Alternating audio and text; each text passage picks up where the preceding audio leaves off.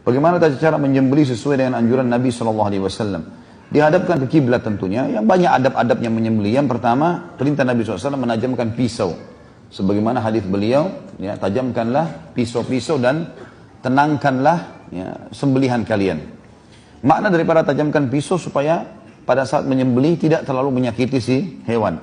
Makna yang dikatakan tenangkan hewan-hewan artinya kalau dia lagi makan, biarkan dia makan. Kalau ditarik ke tempat untuk disembelih, ya ditarik dengan kelembutan, ya. Sebab pernah ada orang menarik, menyeret sampai akhirnya domba itu teriak-teriak dan Umar bin Khattab melihatnya. Maka Umar mengatakan, apa kau ingin membunuhnya 2 kali, gitu kan?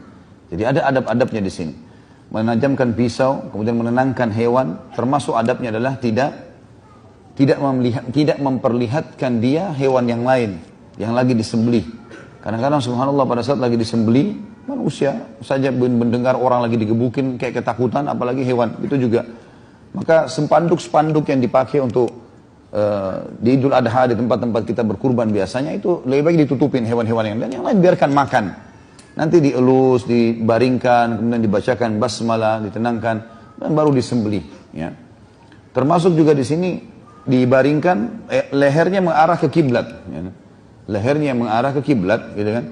Dan termasuk adabnya adalah menyembelih dengan 1 kali irisan. Maksudnya mengirisnya di bagian tengah, kemudian menarik di bagian bawah dan menarik di bagian atas. Ya. Ini biasanya kalau saya khutbah Idul Adha, kalau pas di Jakarta, seringkali saya praktekin di depan jamaah. Setelah itu bagaimana cara menyembelih, baik itu kambing ataupun sapi.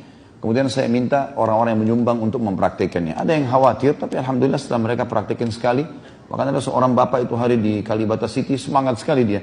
Begitu Masya Allah dia bisa sembelih kambingnya sendiri, dia tawarkan semua jemaah, biar saya sembelih, biar saya sembelih. Ya itu termasuk sunnah Nabi sebenarnya ya, menyembelih, karena beliau praktekin itu. Nabi SAW sendiri menyembelih dari 65 ekor domba beliau, 15 ekor di tangan Nabi SAW. Termasuk bagian sunnah gitu. Juga termasuk darahnya harus ditetesin sampai akhir ya.